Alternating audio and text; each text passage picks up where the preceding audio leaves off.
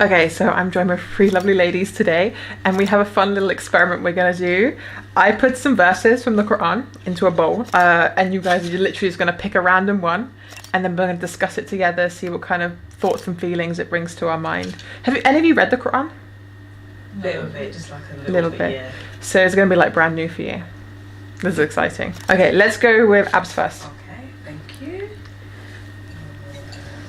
This one. Do you want to pass that to you all? You can just... Indeed, Allah will not change the condition of a people until they change what is in themselves. Yeah, until they change what is in themselves. Okay. My bad handwriting. Doctor's handwriting, people say.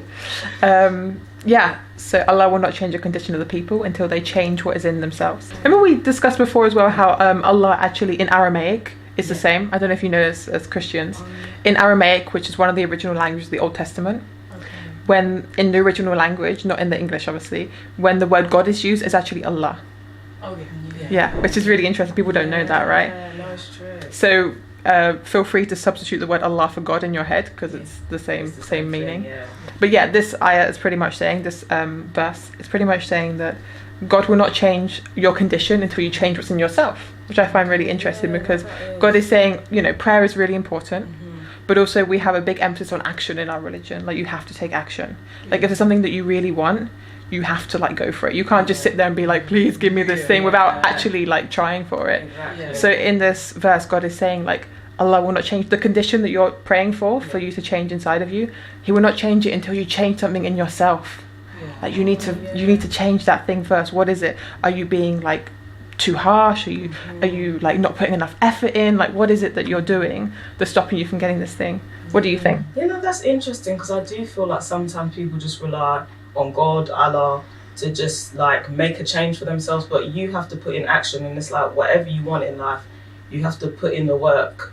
Like, that's one of those things that you have to always do. Otherwise, why should God even help you if he sees others trying? What's that saying? God loves a trial. So yeah, I think that's important, and yeah, that's really interesting. Yeah.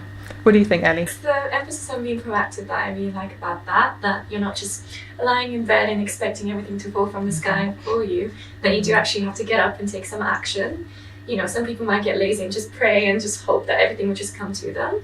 But yeah, I think, being proactive and thinking about what can I do to actually achieve my goals. Because a lot of people, you know, everyone has ambition, and I think that's such an important thing. And yeah, I love the emphasis on actually doing something and taking the action. Interesting, right? What do you think, Letty? Yeah, it's the same, as well as like taking action as well.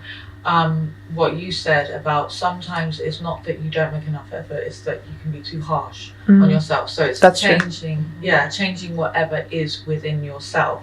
So sometimes it's not always based on your actions, but it's like you've got to change your thinking. And maybe God can help you change your thinking, like give you a little push in the direction, but he's not going to do everything. You're right, yeah, it's not just action, it's also changing what's in yourself. That's what he says, right? What's in yourself. So like, is it like a lot of negative self-talk? Is it you don't believe in yourself?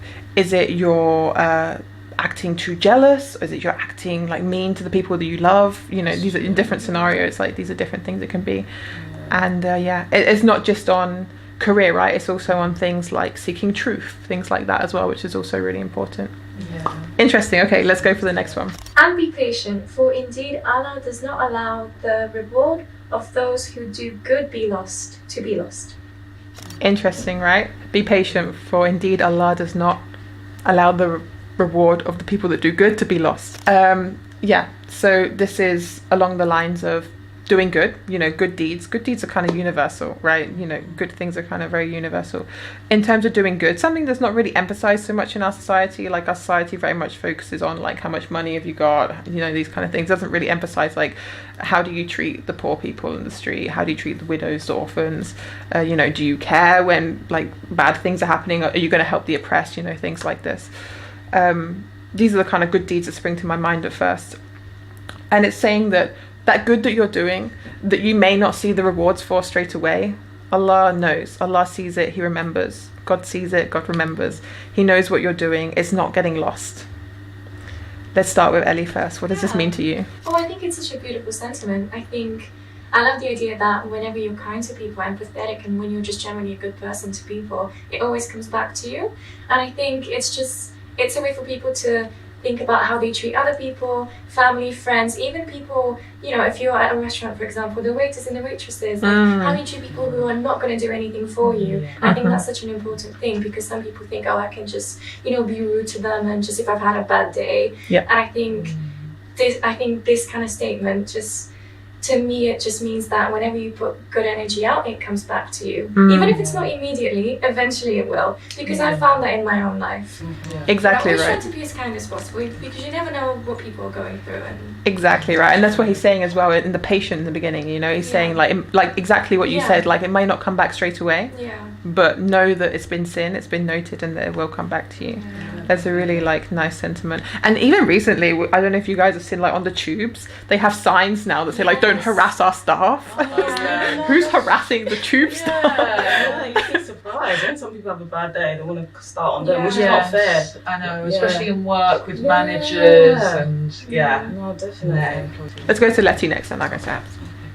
It's just saying that when you put good out, it's not lost. So like, even if it doesn't necessarily directly come back to you, it's not lost, because you've actually made a positive impact, and that will create a positive impact for other things, like a chain reaction. That's true, the chain reaction as well. What are you thinking, Abs? Yeah, I just think it's good to like just always be patient and treat others the way you would like to be treated, whether that's people you don't know, people that are higher up in life or lower than you or whatever.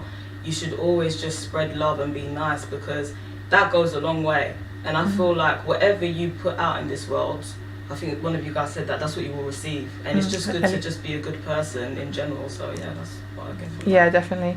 We have a few things in our religion as well where Prophet peace be upon him was known to be exceptionally good to poor people. This is what the rich people, a lot of the reason why the rich people didn't accept Islam in the beginning, because they were like, why are you being nice to the slaves? Why are you being nice to the poor? There was an incident as well that's noted in history where he was being particularly nice to a cleaner, and people were saying like, why are you being so nice to this cleaner? And he said, this is a friend of God. And so we're taught that there are people on this earth that walk this earth that are very close with God, but there will be no way of you knowing who those people are.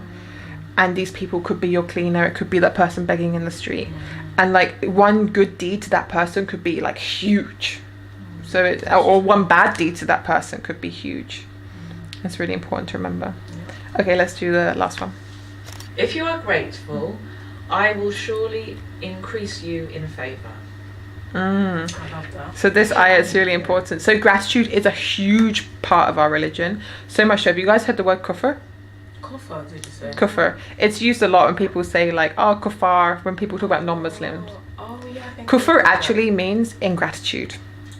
So like the opposite of what in the Arabic language, the opposite of being a believer is someone that's not grateful. That's the opposite. This is how gratitude is so important in our religion, because gratitude is seen in gratitude for everyday things, right?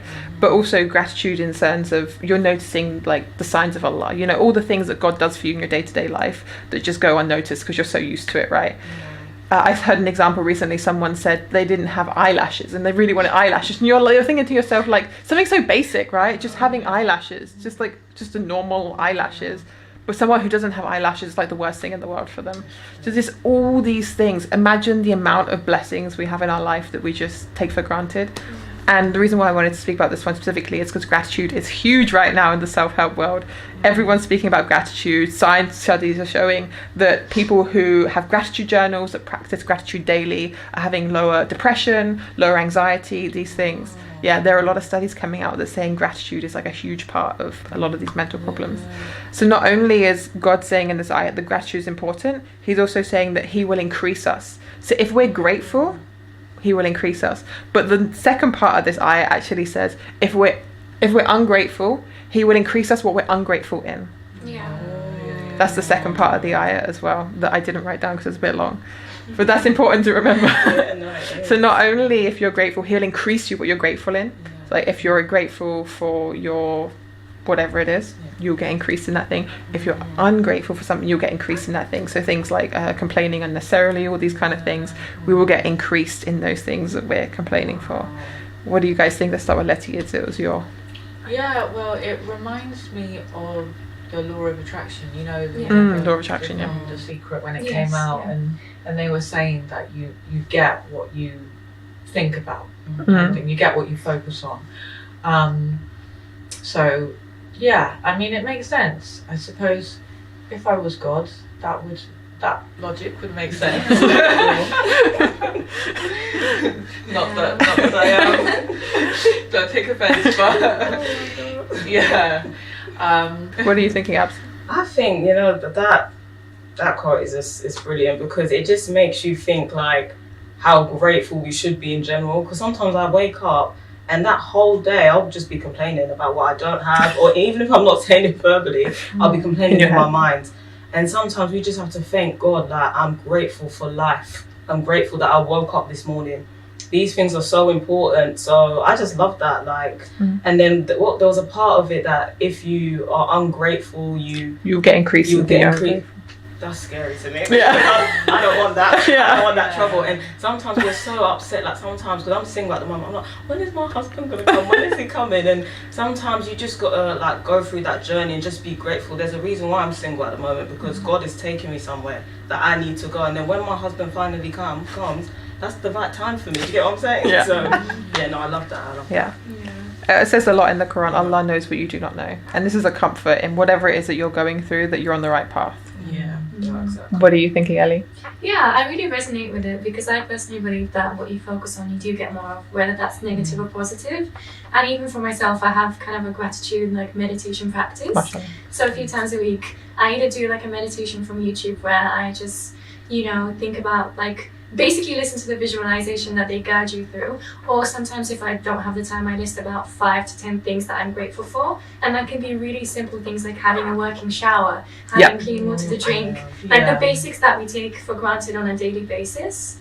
I think just remembering those things, it just like makes me feel happy for the whole day. And it's interesting because those things are simple for us, but for someone who doesn't have them, these are not simple things. Like, you guys have had cold water showers?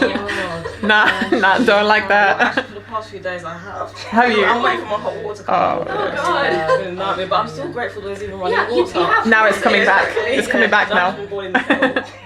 But then when it comes back, you'll be be grateful, like, it's the feeling of relief. I think that it just absolves all anxiety, and then you're just like in this sense of calm, and it's like, no, it's true, definitely. So a little bit different to Christianity, whereas Christianity, like the New Testament specifically and the Old Testament as well, it's testimonies, right? This is why it's called the Testaments, because they're the testimonies from people. Whereas we believe Quran is direct revelation from God. So these are directly the words of God according to the Islamic belief. This is the things that God is telling us. Anyway, any like closing thoughts you guys want to say?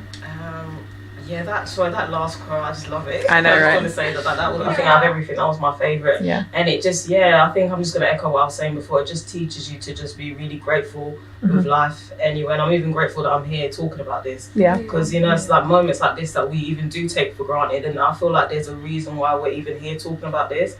So I'm just grateful in general. So. Yeah, we're actually told in Islam that any group remembering of God, there are angels present. So if you're feeling like some kind of super, it's part of the religion. We're told that angels are present when people come to remember God. Yeah. So these kind of verses from the Quran has so many of these. This is why I became Muslim, right? Because when I read the Quran, I was just so shocked by like the self-help wisdom and along with other things inside of it. So yeah. Thank you guys for watching. Assalamu alaikum.